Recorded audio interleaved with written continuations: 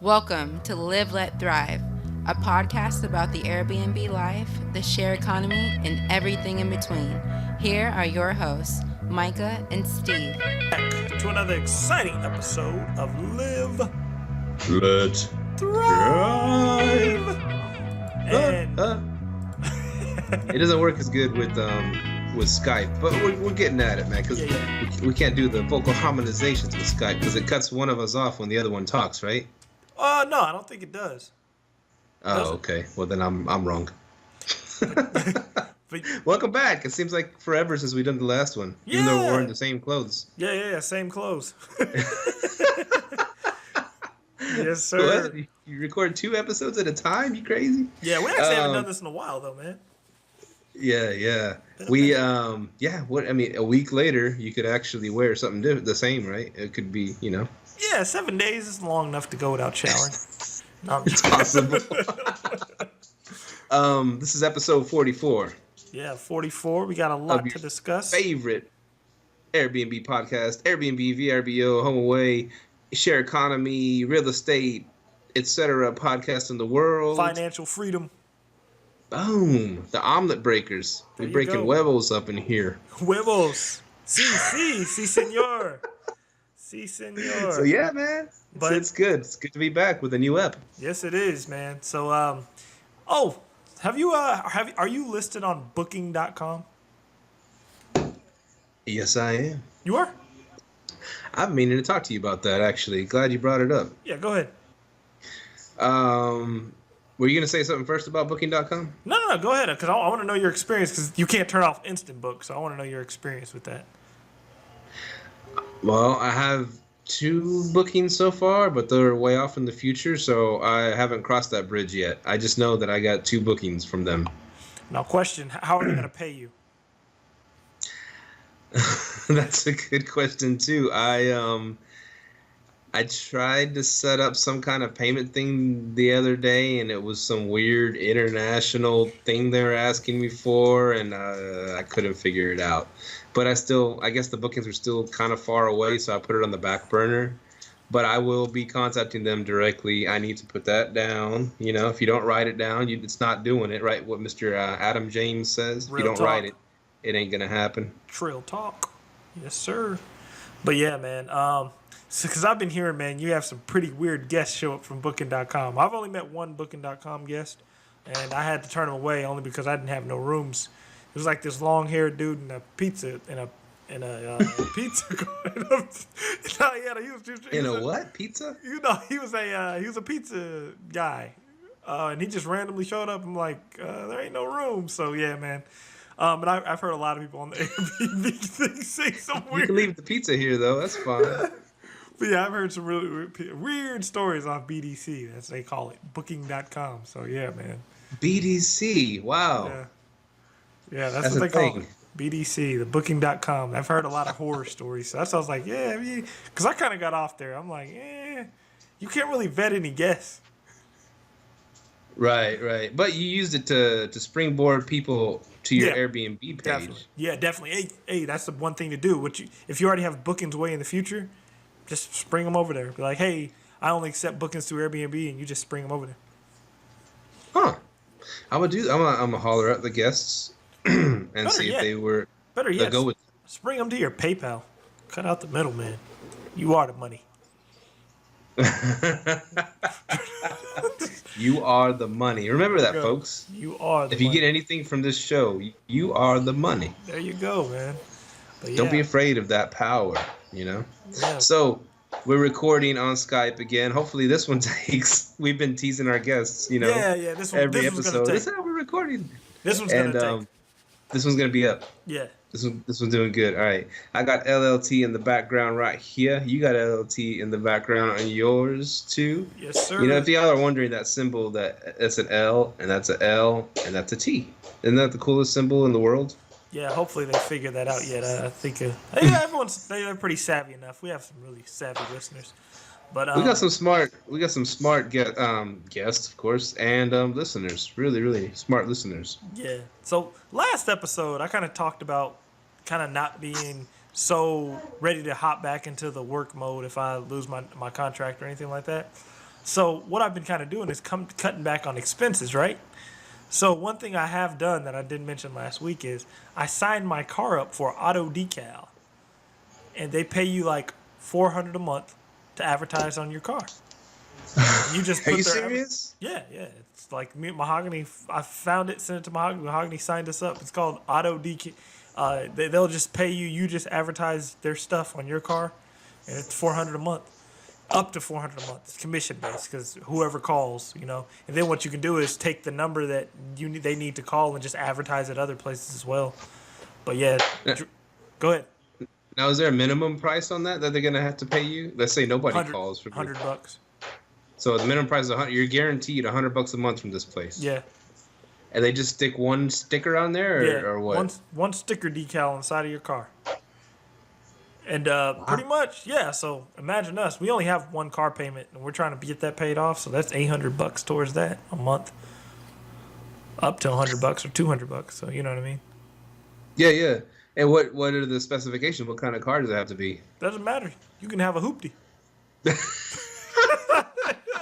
No one wants to advertise on a hoopty, man. They don't care, man. Hey, as long as it goes forward and backward, it's good to go. Dude. Yeah, man. Yeah. I'll do that. I was thinking about, oh man, I need a way to make some more income too. Yeah. You know? Income without doing nothing. Yeah, I'll send it to you. Me and Mahogany find all types of stuff, man. And I meant to bring that up on the last show, but we record, every show is its own thing, its own entity. And when we record back-to-back shows, the first show is my tea show, the second show is my beer show. I get to drink a beer and talk Airbnb, which is the best two things in the whole world, right? After my family and God and all that. Beer and Airbnb. Actually, I'm gonna start a podcast. You want to be on it, Myka? Called Beer and Airbnb. Yeah, you gotta take that down though, because they ain't paying us. That's good sideways. You don't know what kind of beer this is, bro. I can guess. You only saw one X of the beer. You don't know what the other side has. But yeah, man. I don't always drink beer. Oh, and by the way, we gotta have everyone come to our Arlington Airbnb meetup next week. We got some heavy hitter people coming. This is like one of our biggest ones. I think we already got like 15 people RSVP'd. Usually, if it's 15 RSVP'd, it'll probably be like 20, 30 people there. Also, what I was telling people, man, if you run an Airbnb in your area and you want to connect with other hosts or just kind of if you want to arbitrage too, start a meetup. Start a meetup in your area, man. That's a good thing to do. Get a meetup going. If you get a meetup going, you'll meet so many hosts, get known in your area, things like that. That's what me and Stevie Stacks have been doing. Stevie Stacks, yes, that's what my bankers call me because I got names for my bankers too. Yeah. Man. Eddie Bag of Money, Derek Dollars, and they call me Stevie Stacks. Derek Dollars. Dollaz. That must be your investment group. No, that was the Wells Fargo team I was working with. Oh, okay. But back in the day, and they all jumped ship from Wells Fargo. They just didn't want to work for an evil company anymore. I don't know what that's about. Dang. I love Wells Fargo. You saw them all over the news, right? Wells Fargo. Yeah, that's why I went to them for mortgages. They got to clear their name. Yeah, exactly. They got to clear their name. That's what I tell all people, man. You go to the bank that's in trouble. Not the one that's doing good. That means they're cheating the system real good. The ones who are in trouble, they under fire. Yeah, I was like, I was like, man, Wells Fargo's in trouble. Let's go get a loan. Yeah, it's a good idea. So I got 3 with them. So I bringing it all the way back around. Yeah. Before we just, that's what we do. We ramble, we have fun, and then I think that people like it. Who knows? Maybe they do, but it's not their show, so whatever. Yes, sir. Just kidding. We love our listeners. What I was gonna, because you brought up that auto decal thing, and I'm gonna look that up. Yeah. I'm definitely gonna look that up. I'll send you a link. I don't care. I don't care if my ride has a sticker on it. I'm married and kids. It doesn't matter anymore. For real, I'm done. If I was still on the prowl, I had my G ride all shined up. I don't want a waffles.com sticker on my car. You know what I'm saying? But that's back in the day. Now it's just whatever. Yeah. It's more money for the fam. Yeah, back in the day when I was running the streets, man, I always went for the I always wanted to look broke. Get higher quality. Right. But yeah, man. But yeah, it's definitely something to look into. It's extra income and it's passive. You ain't got to do nothing for it. Um, that's how you should be looking to make your Airbnb is passive income. Nice. What was I gonna say? Oh, okay. So on that note, I've been listening to we're bigger pockets fans on this show, right? Yeah. We bigger pockets. That's how you and I met. Yeah. And they inspired us, financial freedom thing too, and they helped us. We met a lot of cool people on there, and we still do. And then we started our podcast because of that. And so they have another podcast called Bigger Pockets Money. Have you listened to that yet? No, I haven't. How is it? Yeah. It's pretty good. It's with that it's with that girl that always fills in and that other Mindy? dude. See, that's I pay attention. The moderator of Bigger Mindy- Pockets. Mindy What's her name? Jensen? Mindy. Mindy and And who else? that other guy. Brandon. The guy. Huh? Brandon. No, not Brandon. It's not one of the major two. It's the guy that wrote the book about being frugal and stuff like that, and house hacking and stuff like that. Oh, I definitely like. I don't know who that is, but yeah. Anyways, yeah, he's the other guy. He fills in for the other two dudes too on the main Bigger Pockets page.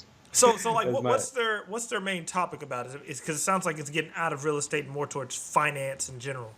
Well, it's about personal finance. It's not about. It's personal finance. And helping people get out of debt, kind of like a Dave Ramsey kind of thing. Personal finance, frugality, Dave Ramsey model. They mentioned the debt snowball, stuff like that. Yeah. And they bring on guests that there's a lady they brought on that she knows how to grocery shop, and she does $5 meal prep. That's her big thing, $5 dinners and stuff like that, and what to look for at the grocery stores. And this way, it's just like hacks in life that help you to save money, to stack your cash, and to get out of debt, and ways to do it. And then these people that hop on, and people that pay off their student loans in 1 year, 2 years, people that really hustle and just live a frugal, like below your means lifestyle to do it, and how to it's all personal finance stuff. They talk, of course, real estate pops up here and there, but they're mostly just about personal finance, and it's really good. It's a really educational show on it, and I like it. I dig it. I'm gonna have to pay attention to that because I've been listening to a lot of finance stuff. Because I'm a real life hacker, man. I love finding out life hacks. But I did run a plan. This is gonna be very unhealthy, but you could do it. If you were comfortable living off ramen noodles and Kool-Aid, you could probably pay off 90% of your debt in a year. If you're comfortable with ramen noodles and Kool-Aid, you can pay off serious. 90. How much of your debt? Just all your debt. You can pay off at least 90% of your debt, probably in a year.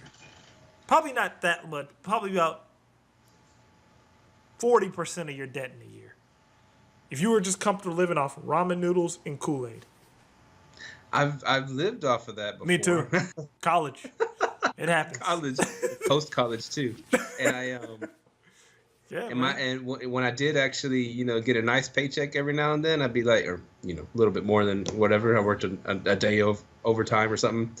I could afford meat to put into the ramen noodles. Yeah. And I made some some ragu tomato sauce, and I made some ramen-ghetti, baby. Ramen-ghetti, there you go, man. I'm serious. Straight the noodles, got the sauce, got the meat. Oh man, I was feasting that day. I'm happy you brought up Dave Ramsey.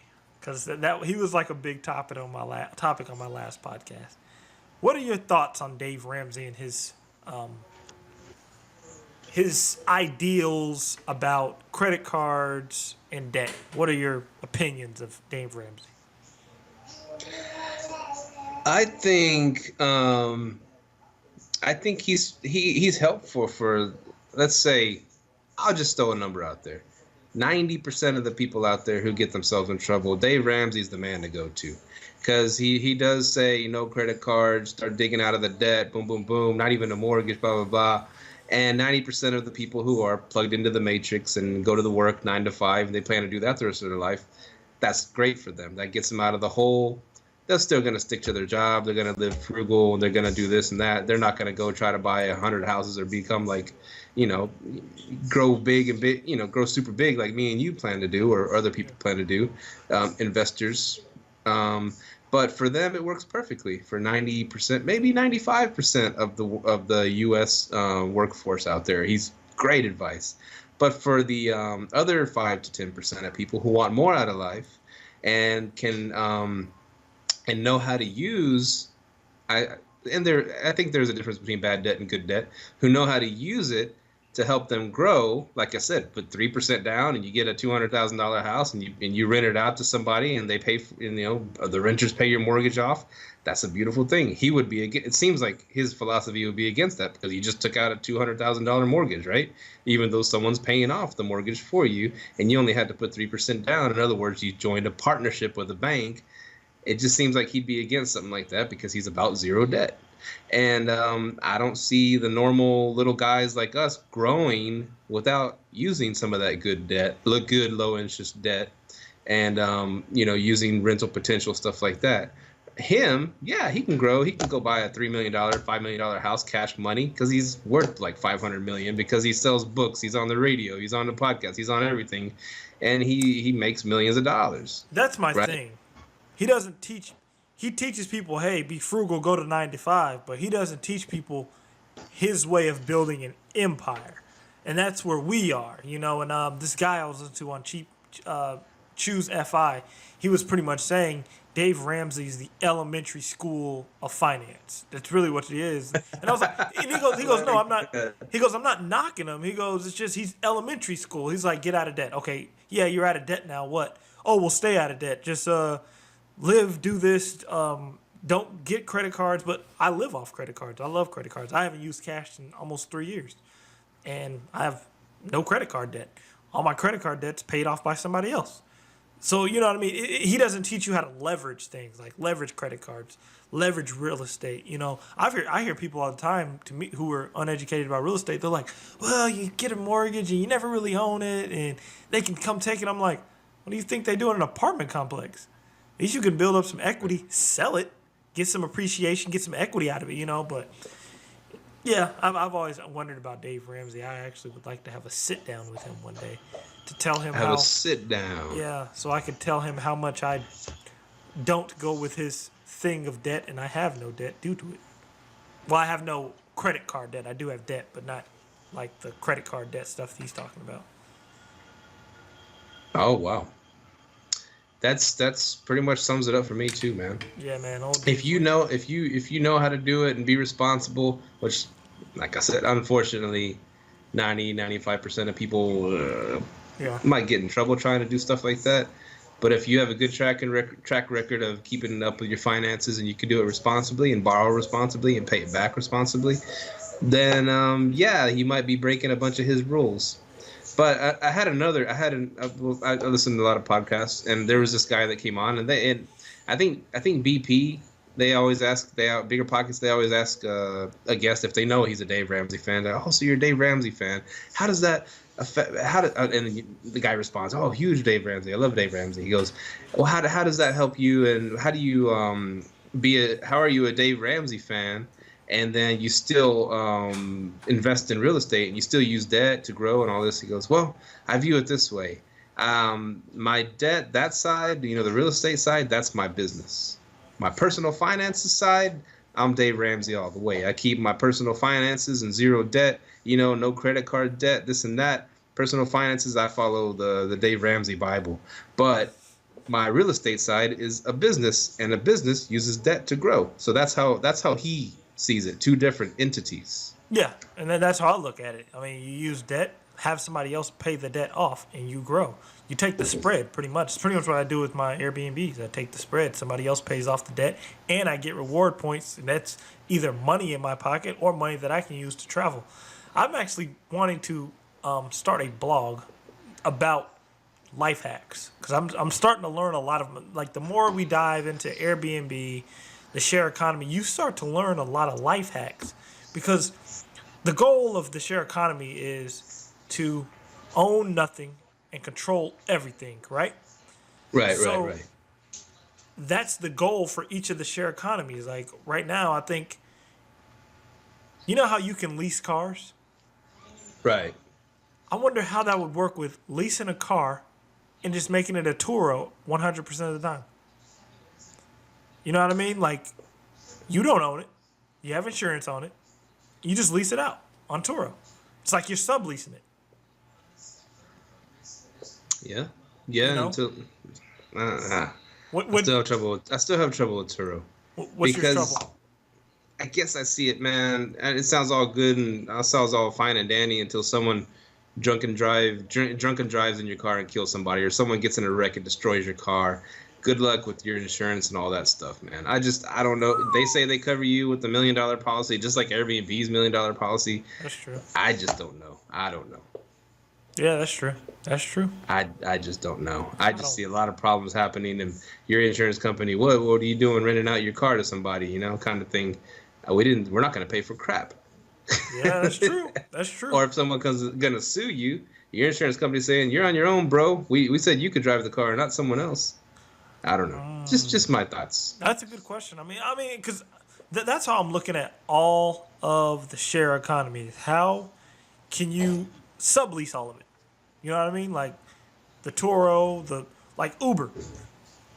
If you had 50 Uber cars on the road, like how do you control? Like could you get with Uber drivers and get a percentage of what they have by letting them use your car? That's how they do it in Mexico. They do? Yeah, there's guys that own a whole fleet of Ubers. Yeah, because not just a regular everyday guy that's gonna drive Uber can afford a freaking brand new car, especially in Mexico, right? Yeah. But there's guys that do that. They have an owner. They don't own their own cars, but they Uber for their owner over there in Mexico. I don't know about here. Maybe they do it here too, but in Mexico, that's how they do it. We need to hop into that. But because that's how I'm just starting to think now. Like everything is about controlling an asset. You know what I mean? Control it. But that's what I was trying to think of how Uber and because look at what Airbnb, look how many jobs Airbnb's created like around tech. Because once Airbnb got started, you got companies like Guesty, companies like Beyond Pricing, companies just popping up. Hey, I got an automatic pricing tool. I can automate all your listings. Look how many companies are popping up around that. You know what I mean? Yeah, yeah. Like they say, you don't want to invest in marijuana. You want to invest in everything around marijuana that they're going to be putting in marijuana, the pharmaceuticals, things like that, Right, right. So, yeah. I mean, if you want in your personal house, you want to invest in marijuana, that's fine.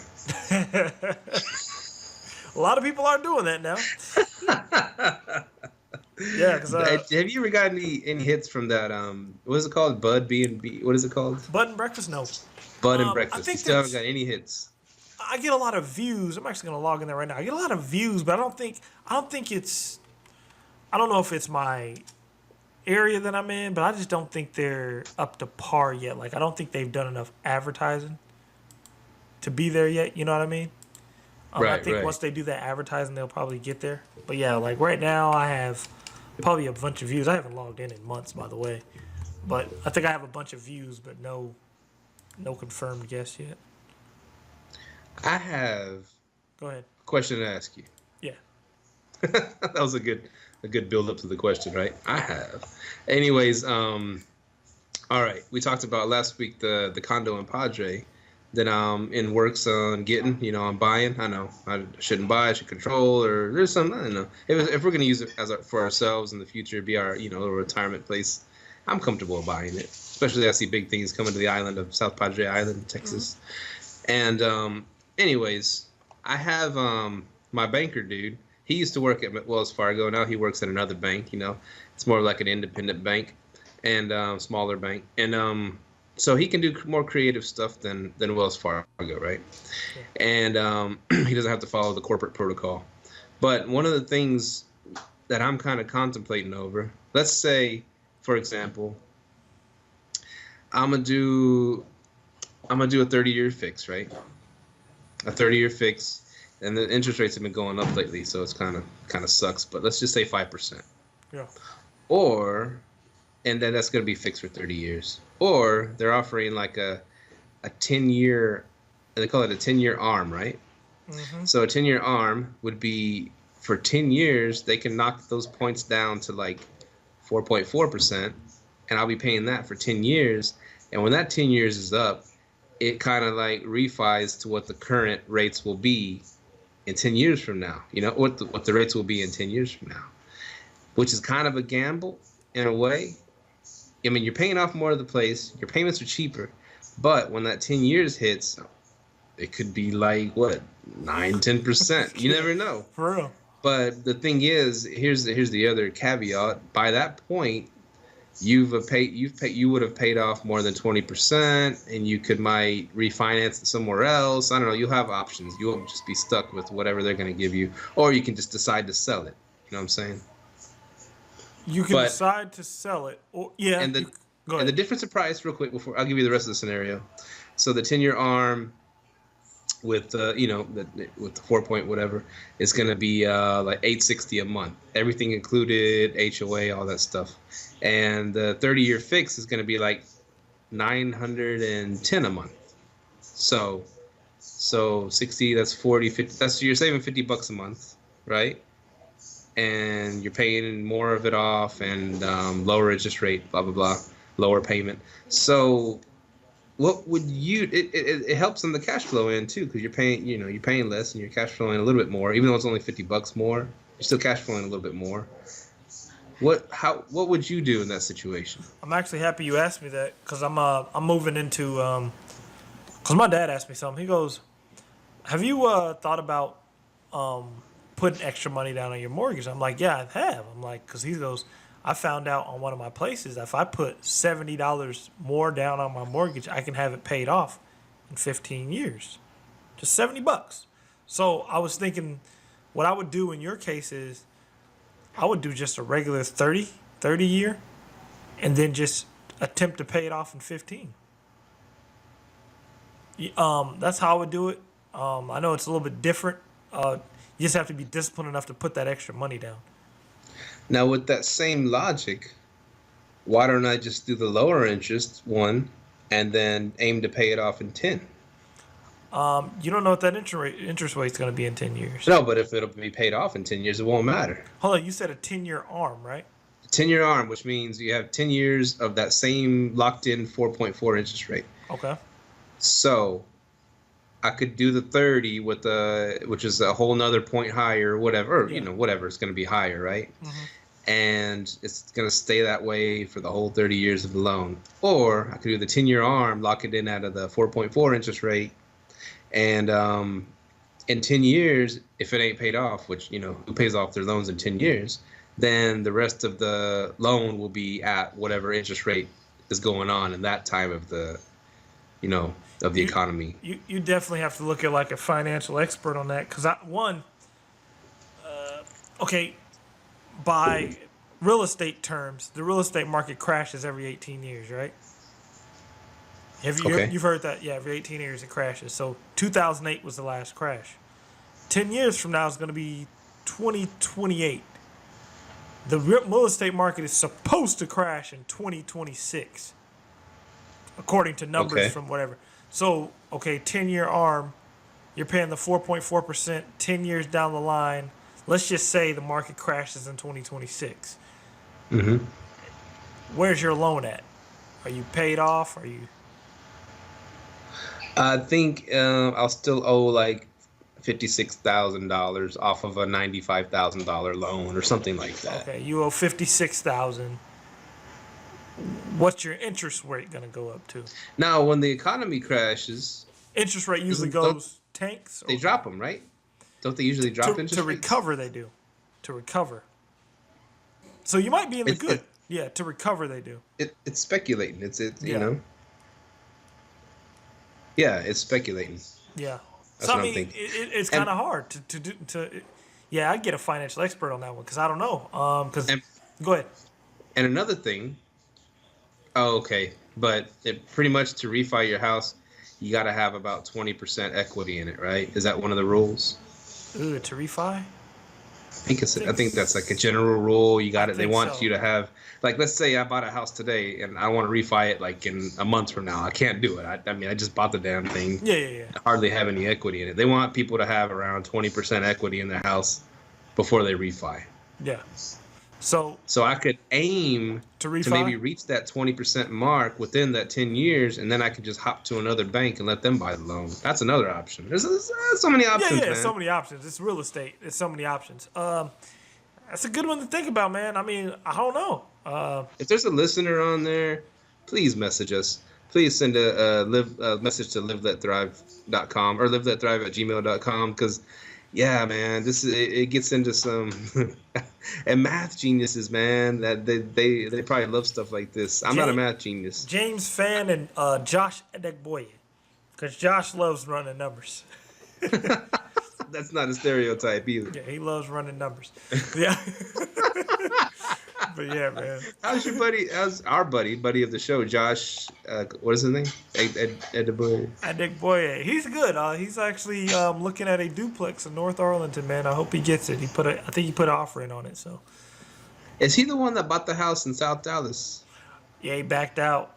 He said the builders ran out of money, man. Wow, it seemed too good to be true. Because he sent me a thing. He sent me a text message about, hey man, this is a few months back. He said, the house is going good. Here's a link to it, like you were wanting to see. And it was a link to like a cartoon house. It wasn't even like a real house. It was like, I guess the image that the house was gonna look like. I was like, oh. Oh, are you serious? Oh, okay. It's like it wasn't even a real house. But I was like, well, it looks like it's gonna look good when it's done or whatever. Yeah. And so he backed out, man. Well, see, South Dallas kind of a little rougher over there. Yeah, it is. I don't know if they're trying to gentrify it. I'm pretty sure they are, because they gentrified North Arlington over like a few blocks past you. It's like, man, they tore that stuff down over there. But oh, dude, they're building over here, bro. Yeah, I know, man. Now, there's another question, because we're having the Arlington Airbnb meetup, and we're supposed to have Tracy Hemmingen on. We got to hit her up. Do you think the hotel industry is trying to get in on any of that? Like, as far as all these regulations coming to Arlington? I'm sure they're coming, dude. I'm sure the hotels are coming. It has to be. All this growth going on around here, the hotels are coming. Yeah. Yeah, yep. Me too. Because like they've already said the hotel industry shut down Airbnb in Vegas. Like, not banned it, but like made it so hard to get. They like, you can get, this dude in Vegas was telling me you can get places on the strip for $40 a night. Like, that's crazy. And they didn't compete with Airbnb. I mean, that pretty much shuts down the Airbnb, man. $40 a night for luxury. You know what I mean? Yeah. But I mean, that's what I told him. I'm like, my Vegas places, but I offer a bunch of amenities, so I could still get it booked. But yeah, man, it's interesting where the hotel lobbyists are gonna go to secure their asses. No, I'm serious. You mean assets or assets. My bad. Yeah, secure their assets. You know what I mean? What measures they will take, and that's why I kept wondering: is Airbnb worth is Airbnb worth fighting for? Meaning, does Airbnb even fight for itself? That's a good question, dude. That's a damn good question. Because HomeAway, like Tracy reached out to HomeAway, and HomeAway put together an ad to work with the people in the city. And it doesn't. Is it me, or does it seem like Airbnb is just, they're making their cash and they don't care? I think there's a lot to it that they're building up towards the IPO, and they're trying to pad as much cash as they can for that big IPO. Then they'll all be millionaires, billionaires, and they can all jump ship. Maybe, I'm not saying they're all going to jump ship, but a lot of them are going to get paid. And then after they're all pockets are full, who cares what happens to Airbnb, right? That's true. And that's the thing I'm worried about. That's why I was like, Airbnb ain't too sustainable. We can. Oh, that's my going on. That's my darling wife. Mahogany, hop on the show. Yeah, she didn't hop on. She says she has to be invited. You know, my sweet wife, she has to be catered to. So yeah, she'll be on next week. Ain't that right, Mahogany? What? Hey, she'll be on next week. Next show. Or one of these days when y'all have a free day, we have free time, y'all two come over, we'll do the round table again, man. We'll get everybody a mic in front of it. We'll have a good time, have some wine going on. What's up? Yeah, the round table was fun. We got to do that again. Got to do that again. But yeah, got to do that. So, I was going to talk about real quick. I go off on my tangents or whatever. Go So ahead, man. at work today, you know, okay, yesterday, I don't want to get all. I don't. We're not going to go to politics. This is not where we're going. We're not going to go. I don't go to politics on this show. I take a few jabs at President Trump, whatever. But that's Who not. doesn't? I don't go off too deep. I have Republican friends, Democrat friends, liberal friends, libertarians. I love everybody. Whatever. I don't care what they believe. But anyways, so there was a school shooting, in Florida yesterday. And it was 17 kids were killed, and it sucks. It sucks, but and if you look at the news, it seems like it's becoming the norm. And that's it is a problem. It needs to be addressed. Whatever. I'm not going to go either side, left or right. Take away the guns. No, these are our guns. Whatever. Whatever. But here's the thing, and I'll bring it all the way back around. Okay, Jerome, you listening, Jerome? Well. All right, so they got the TV going on at work. I was working on a different spot that had a TV going on in the background, and it was just news. It was from the morning, from 6 a.m. to the 7 a.m. news, 8 a.m. and CNNs and Fox. They even broke through. They changed it for a minute, but then they even broke through regular programming to have the sheriffs or whatever over there in Florida announce what the developments, and I don't know what developments. They caught the dude and they got him. Whatever. There's what other developments. They just took over the airwaves. All the channels took over the airwaves for that time. And they're talking about all this, the massacre over and over. And it started yesterday. All the news stations talking about it today. And I'm like, and then I got the guys at work are all fired up, and they're like, oh, this needs to be done. This needs to be done. And they need to put like armed guards at the front of schools. They need to have an armed guard in the schools, shoot. And some other guy was like, well, shoot, even if they have a sniper on top of the school, this and that, and they're going crazy on this. I'm like, I'm like, dude, I was like, I'm sorry, I told him this is a terrible thing that happened, but I don't see the answer. Just so you know, just real quick, I'm not getting political. Maybe I am a little bit, but I don't see. I said, you see what this news is doing to y'all? If this wasn't on, we wouldn't be arguing and be enraged and this and this. And how many schools are there in this country? Like hundreds of thousands of schools, right? How many kids are going to school right now? Millions and millions of school. But you get like one incident and the media beats it into your brain. Boom, boom, boom, boom. And you're already ready to militarize every single school in our country over something that happened. And I'll bring it back around because that's just, I see they want to instill fear and paranoia and keep us weak and keep us down, And I don't watch the news because I didn't even know about the school shooting until like late last night until I saw something. Someone put something on Facebook. But I was like, man, you're causing all this anger and rage and all these feelings, and then people are ready to freaking give all the control to the government. Hey, protect us, put armed guards everywhere and check every kid and have metal detectors and just turn it into like a freaking what's it called, a war state or whatever. Yeah. And I'm like, oh, do you see what they're doing? I mean, if you step back from the TV, do you see what they're doing to you? And I'll bring it all the way back around with the Airbnb thing. Because people know about Airbnb, like friends and whatever, family. It's dangerous. Oh, it's negative stuff. Yeah. It's the media shoving that down our throats. And, corporations pay for the media, right? Yeah. Corporation. And the trippiest thing that I saw, I've seen these things where, is the news rigged? And they show like from different news, different channel 8s, channel 5s from all over the country, channel 4, channel 30, and they'll start a sentence and they'll cut away to the next news station from here or from California, and they just continuing the same sentence what that news person was saying, and then they'll cut away to Nevada and they'll cut away to New York, and they continuing the same exact script, the same exact sentence, and that's what we're getting fed every single day. Not we, them. But like literally, I love that you said that because it is, and it shoves stuff down your throat. I personally don't watch the news. I found out about the shooting through other people. A lot of people are like, oh, that's dangerous. You don't know what's going on. I'm like, I'm happy to not know what's going on inside. Because I asked somebody one time, I said, is it better to be uninformed or misinformed? Oh, man. Seriously, which one would you rather have? And I'm like, because this guy was talking to Denzel Washington about that. He goes, man, you sometimes just don't know what to believe. He goes, the media tells you this, somebody else tells you this, and then the guy asked Denzel, he goes, well, what do we believe? And Denzel was like, I don't know. It's like, I don't know, man. There's just so much stuff out there, man. You got to choose your own happy place, man. I'm happy we found a happy place and able to connect with other people. You know what I mean? Because news is just going to feed you a bunch of crap. That's just simply what it is, man. And there's people that are just going to sit there in front of it and take it and believe it. You know, because Right. when I tell people I do corporate rentals, I have people in my house, I have people in other properties. Like, you trust people that much? You trust them? I'm like, yeah. I mean, they ain't harmed me yet. I mean, I don't know.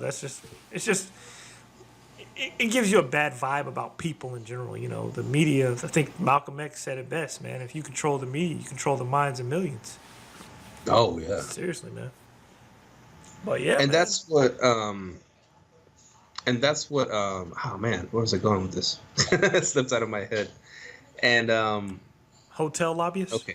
And we were talking about hotel lobbyists, and we're talking about just people like the Airbnb thing, and people being afraid, you know, people saying, well, I'll never let an axe murderer in the house, or oh, look what's going on, these people are, you know, someone got raped at Airbnb, or someone got, you know, they're filming them on the cameras, and they're showing someone's throwing all this at the people, and they're filling their brains, and and the city councils are hearing all this stuff, and we got to ban it. You know, we got to ban it.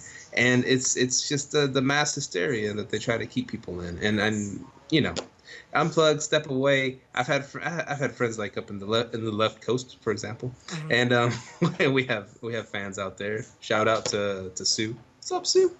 And but like they've been like all about, you know, kind of militant, all about all these causes and this. Oh no, look at what's going on here. Oh, we gotta fight. Oh, you should be angry about that. Oh, you should be angry about Walmart. You should be angry about this Trader Joe. I mean, they just go. I'm like, you know, does it ever stop? I mean, you hear all these stories about this and that, and then where's your happy place?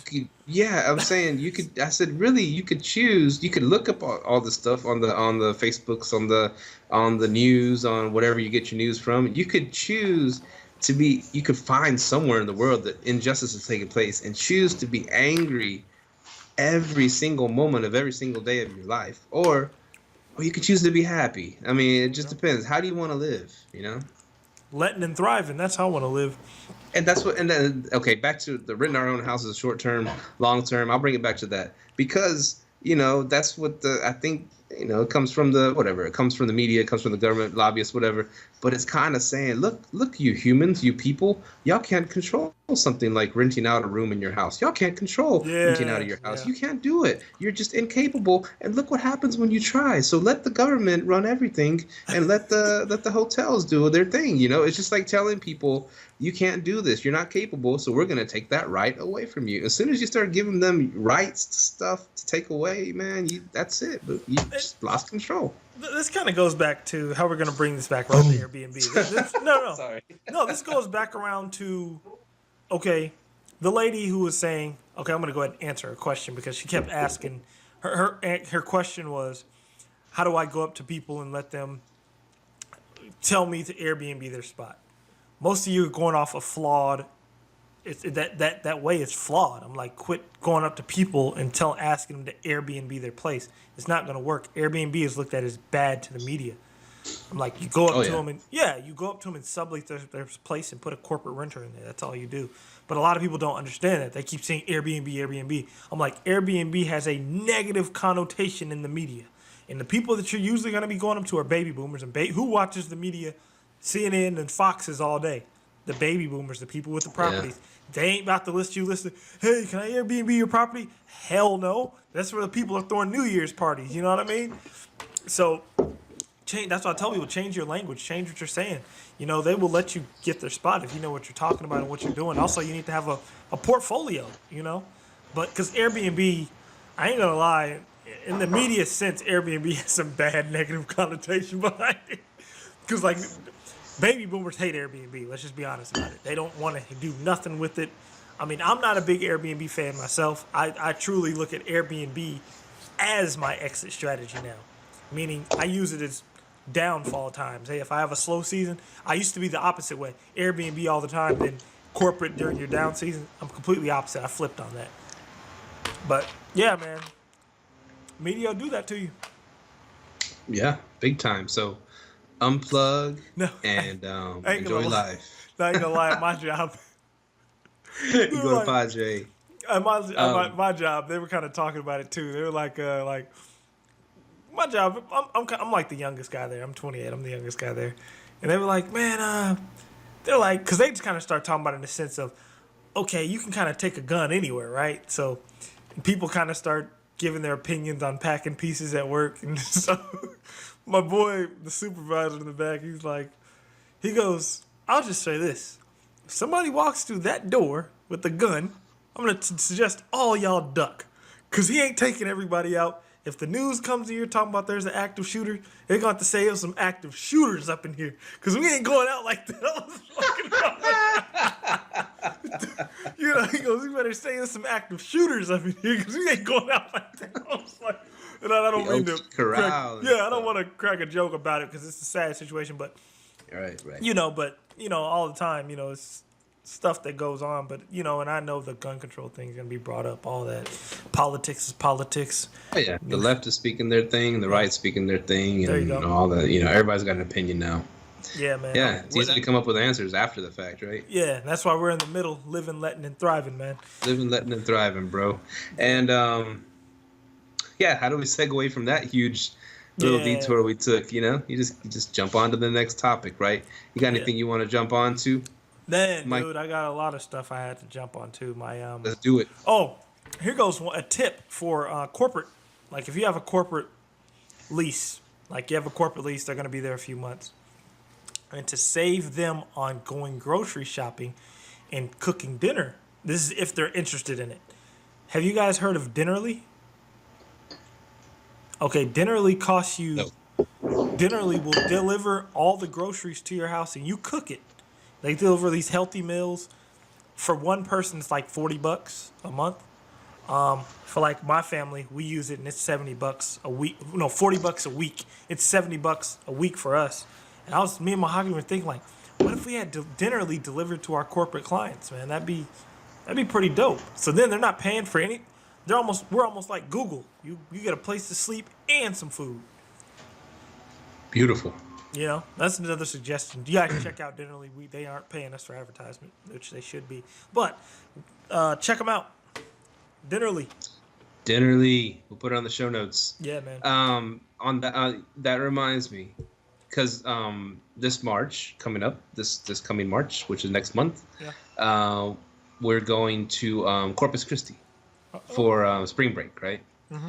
We didn't choose Padre because Padre is freaking crazy for spring break. They want to take me, my wife, and my two daughters. Mm-hmm. And so we're my daughter Cadence is 10 years old, and we got a little baby. Mm-hmm. So me and Lupita together. So we're gonna go to spend a week in Corpus Christi at an Airbnb, and the lady there, and she was I was telling her about the show and stuff like that. And the lady at that's hosting us, and she won't be there. She doesn't live there. She just rents out the condo, and it's right overlooking the beach. It's pretty cool. And she said that we talked to Airbnb a little bit back and forth through the messaging thing because I said I have a show and we do this and we spread the word about Airbnb. She's like, oh wow, a thing that I'm looking to implement is meal prep for my guests. Nope. And that's what she said. She said they can pay an additional fee, and I'll make them really nice meals. Have them, whatever, Tupperware it up in the fridge, ready to roll. Whenever they get here, they don't have to go grocery shopping. They don't have to make their own meals. It'll all be ready, but they'll pay us, they'll pay a fee for it, and they'll have their really nice meals ready for them for enough for their stay. And yeah, she's looking into getting into that. I was like, that's a damn good idea. If she's a good cook, if she knows she's she's proud of her product, I think that's why not use everything that to make a buck. What's wrong with that? Or this is what I was thinking. If Dinnerly teamed up with Airbnb, and you could just have a fully stocked fridge at your house. Yeah. Oh, she mentioned that too. She said she would stock with groceries if people guests suggested that. She's gonna just try to start doing some test runs on it, see if it works. So I might have her do a few for us just to see, we'll be her guinea pig.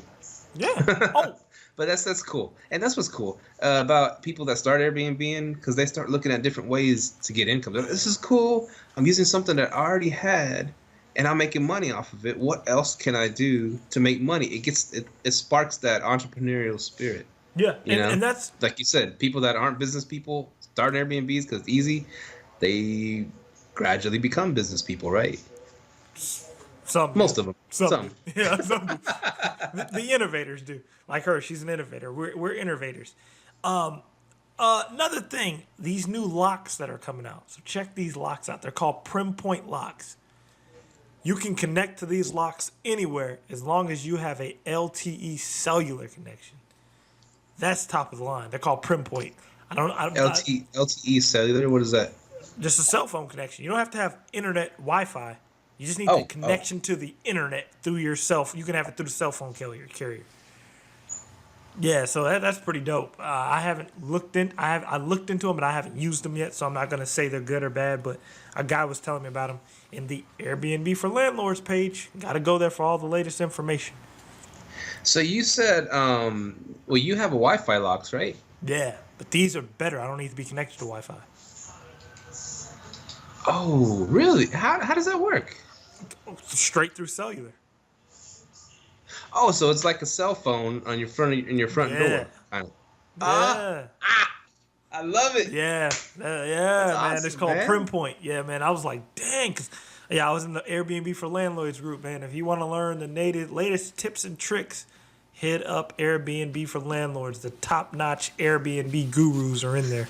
Matter of fact, your first condo, right? Yeah, matter of fact, they ain't tips and tricks. Matter of fact, Airbnb, they're past Airbnb, man. They're on another level of thinking over there, man. And what was that Facebook page again? Airbnb for landlords. Airbnb for land. That's where our buddies hang out, right? Yeah, man. The Al Williamsons, the gurus, the masters. What else? You said you had a bunch of stuff, man. Throw it at us. Come on. I had I'm hopping in the arbitrage full force. I went to did I get to talk about the Dallas app developers? I think I did on the one last couple weeks ago. You briefly mentioned it, and then there's a guy on the Live Let Thrive group trying to hit up Mahogany like over and over again. Where? On Live Let Thrive at gmail.com. There's some dude trying to hit her up about developing an app for her or something like that. Oh, yeah. We had to tell that guy to calm it down. It's like, is there a miscommunication? Or he started saying some crazy stuff. Cheeky. Yeah.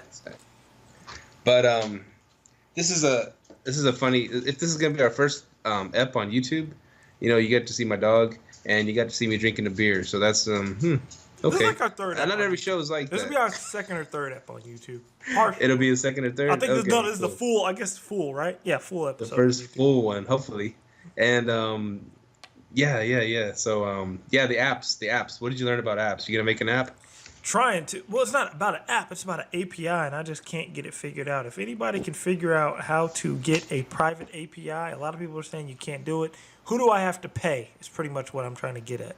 Who do I have to pay to get the private API? I have investors that are willing to pay sums of money for this API. So if you know somebody, give us a call. Investors, eh? Yeah. So you're getting into the partnership game, huh? Well, not partnerships, just people who want to do what I want to do. I just went and found some people that need to do what I want to do, and just like, hey, y'all want to put some money in a pot and go find out how to get this done, and they're down to do it. Like, did you want to mention your app or not? Not yet. Well, it's not an app. It's just I need a calendar sync from my timeshares to my Airbnb listing. But the timeshare people are hiding their API. So, hey, I'm pretty sure if we gather enough money for the board of directors, they may hook us up. I got a buddy that can get you a workaround, man, for a few. I'm just kidding. Yeah, trust me. I went to the app developers meeting. They had all types of workarounds, but they're like, yeah, they're all illegal. I'm like, I ain't gonna get involved in that. You got to find someone in the industry, bro. Yeah, you do. You do. You know what I hate when guests ask you, can you send me the offer, please? Just book the room. Just book the room. What do I need to send you an offer for? Just book it. You ever get that? How to send me an offer? No, I haven't got that yet. Yeah, they're like, well, can you send me an offer? Like, the offer's right there. Book the room, man. Yeah, can't they book it? I haven't got that yet. I haven't got that Trust yet. me, man. Maybe with all the timeshares you get that. I don't know. Oh, I get up, man. I get a lot, so much. I get so I'm, much I'm, crap. I'll bring something up that, speaking of team or like partnerships, I know it's not exactly a partnership what you're doing, Yeah. but all right. LeBron James proves you can have all the talent in the world and still fail if you don't know how to play with a team. I think What does that's that mean to I think you, that's Russell Myka? Westbrook. Well, I mean, I like Russell Westbrook, but man, he's my favorite player to watch. But he's the proof in the pudding that you can have all the talent in the world, but if you don't know how to play with it, man, it just don't work, man. Also, it's coaching too. But what were you saying? So, Go ahead. so how does that relate to your to your business dealings or your how you're approaching things, trying to grow and stuff like that? Man, it's tough, but well, not really, because I reach out when I need the help. I reach out like the with the whole app thing. I knew, hey, I need an app developer. I need people that are in the timeshare game. I know how to reach out, reach those resources, and that's what a lot of people. You got to know how to use the resources to use the team, man.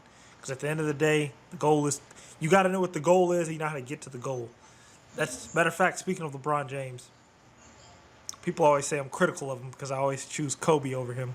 Because I say this, and I'm gonna relate this to sports and Airbnb, or just in business in general. You have to have a goal, and I tell people all the time, the goal when you go out into an NBA floor is to win a championship.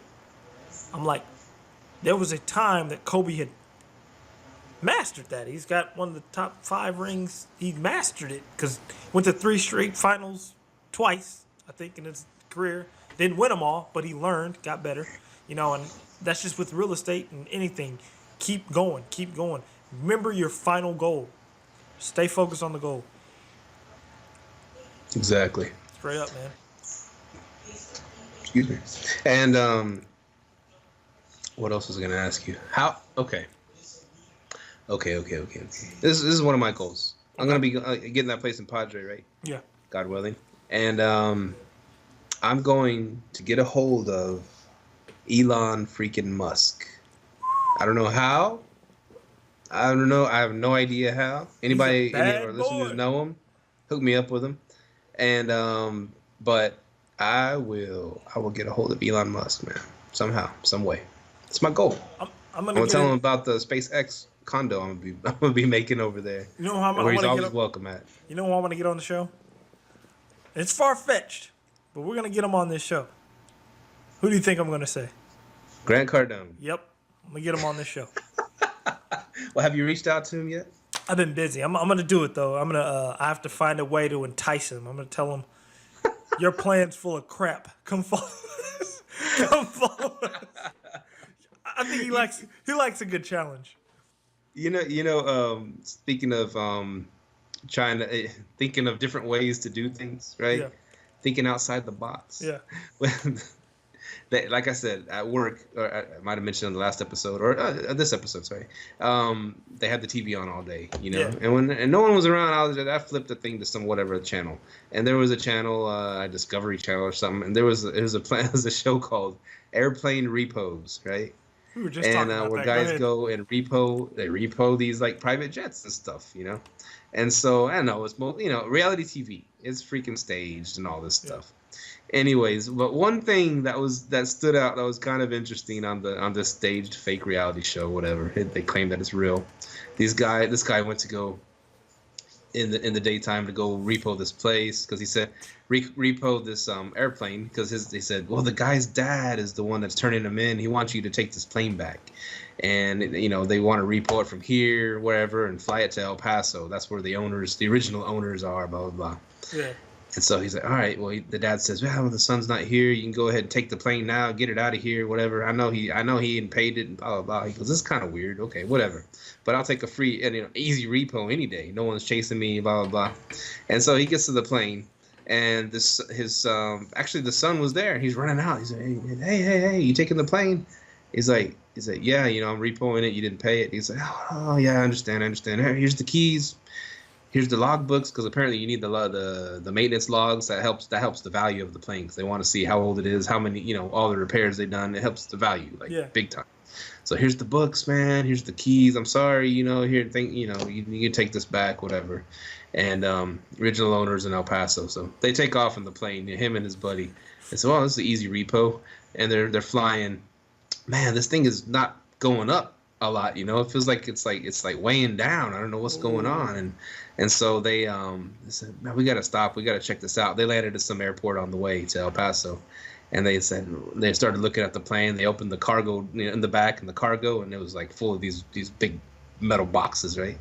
So that's probably what was weighing us down on the takeoff. And so this is a long story. Bear with me. Go ahead. But anyway, I'm coming up to fruition. And so they pulled out these boxes and they opened them up, and it's just full of guns. These assault rifles and stuff. Dang! And they're like, man, we got played, They called us to come repo this plane because they wanted us to fly it to El Paso to the original owners. So they want us to run guns for them, And so they're doing all the dirty work. They're running the guns from that spot to El Paso and dropping off the plane there, full of guns. And so of course it ends up, they call the cops, and the cops get there. The guy ends up there too, trying to get his cargo back, and the cops pin him down, and whatever, staged. Yeah. I was thinking, you think outside of the box, and you can get stuff accomplished in very creative ways. Definitely. I'm serious. I brought it home. Myka. I'm serious. It just goes back to that lady who had the $10,000 in the pot and gave $400 of it to Airbnb when she could have cut them out the deal, man. Straight exactly. up. Yeah, exactly. Man. It's the innovators. I'm not suggesting our listeners go and start doing, gun running operations or anything like that. Yeah, we've had gun running operations, prostitution operations. We don't support it. We don't condone. But I just thought of, if that was a true thing, a true story, whatever, that was a very creative way to get your guns run from one end of the country to the other, and you're not doing it. Someone else is doing it for you. I was like, that's pretty creative. And so, and I always think about stuff like that, because the whole ready, fire, aim thing, just go ahead and you see something, just do it. And then you'll kind of figure it out along the way. Definitely. It doesn't have to be, you don't have to formulate for years and years and scratch your head, perfect numbers, perfect plan. If it's something that's not crazy, super crazy, start it, do it, and it figures itself out along the way. And your mind automatically, it kicks it into gear, starts saying, oh crap, I got to figure this out. Yeah. And most of the time you figure it out. Failure is the best teacher, man. Even if you try something and it fails, that's the best teacher you can ever have, man. But we never fail here at LLT, except for trying to record video. Yeah, that is true. But definitely we're getting good at it. Look, we got an hour worth of video for you. We're getting better at it, baby. We're getting better. Olympics is here. Watching all that figure skating going on in the background or whatever. I haven't watched the Winter Olympics. I need to get on it. You're not in the Olympics? No. Yeah, it's interesting. It's entertaining. I want to go back to you. You were talking about repoing airplanes. You know how much big money is behind repoing, man? You can... I didn't know that. I was talking to my boy about it. He said, oh, man, it's huge money behind repoing. Because you get, I think, 20% of the value of the car or whatever you're repoing sometimes. I was like, wow. Dang. Yeah, it's big money. I was looking at getting me a repo truck, man. I was about to hop on it. For real, man. It's that might be my next investment. Don't get shot, man. Oh, I'd have somebody else drive it for me. That's what I told him. I'd just hire a driver. Have your CHL, man. Straight up. I used to have speaking on that note, I used to live at some ghetto apartments in Arlington back in the day. And I was right at the front of the apartments where people come in, and so a lot of times I would see a lot of repos happen. I'd be sitting there on the balcony, and it would be in the middle of the night. You hear a car alarm, and you see this truck, the repo truck, going towards the exit, right? Yeah. And then you see the repo guy jump out, start strapping the car down, boom, boom, boom, boom, boom, boom, strap it down real good, and then he'd hop on the road and gone, But I guess he would just go grab the car from wherever apartment it was in the back, throw it on there real quick. Wouldn't secure it all the way. As soon as he got to the exit, then he'd jump off and he'd secure it off. Yep. He was gone. I was like, and boom. Dude, I saw a car get repoed in 3 minutes the other day. You know, now they have those little things. They just go up under the car, boom, boom, straps it up themselves. They take off with it, then they go strap it down like down the street. Yeah. We were sitting outside of my job, man, and like we were sitting there. We were walking in from lunch, and the repo truck came in. And we're like, what the hell's going on? We're like, maybe he's just in the wrong parking lot. He like runs by, he hits this U-turn real quick. We're like, what the hell's he doing? Man, he backed in, grabbed this car, 2 minutes, had it on his truck, gone. Went down the street, strapped it down, and took off, man. I was like, dang. You know repo cars now have cameras on them where they scan license plates. Did you know that? Oh wow, I didn't know that. Oh yeah, man. They find out where you work, and they just go and they have these cameras on the side. They just scan the license plate. They find it, boom. They get a hit, take off. Damn. Yeah, Someone didn't pay their note. Nope. For a while. It takes a long time to get repo, man. Getting repo is like getting evicted. It takes a few missed payments, dog. That's it. Yeah, it takes a long time. They don't want to take the damn car back. Yeah. They'll try to work it out with you. Put it all on the back end. Just call them up, man. For real. I had Okay. Well, one topic real quick. Okay. Getting your neighbors. It crossed my mind because Lupita's going out of town, right? Okay. To Mexico this coming up week, which means we got a few guests that week. I'll have to do the cleanings, and that's fine. I'm cool with that.